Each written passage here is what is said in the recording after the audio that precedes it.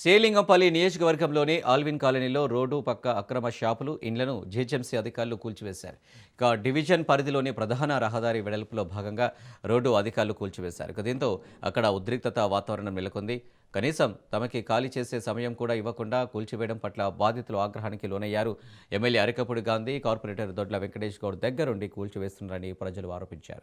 కనీసం తమకు జీహెచ్ఎంసీ నుండి నోటీసులు కూడా రాలేదని ఆవేదన చెందారు. ఇక తులసివనం నుండి రోడ్డు వెడల్పు పనులు ప్రారంభం కావాల్సి ఉండగా కొందరి లబ్ధి కోసం వాటిని మార్చేసి పేదల ఇండ్లను కూల్చుకుంటూ వెడల్పు కార్యక్రమాన్ని ఎమ్మెల్యే చేపట్టారని బాధితులు మండిపడుతున్నారు.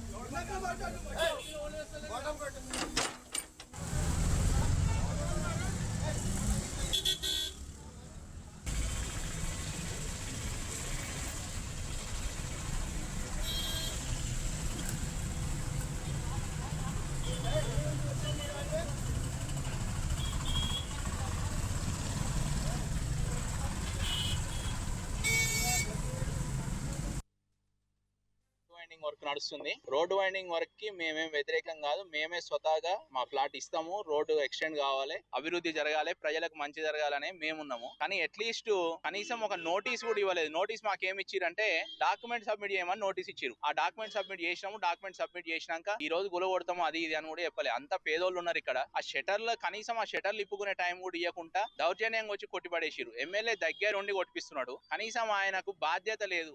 కేవలం ఒక సామాజిక వర్గానికి ఎమ్మెల్యే. ఆయన తెలంగాణ పబ్లిక్ ని పురుగుని చూసినట్టు చూస్తాడు.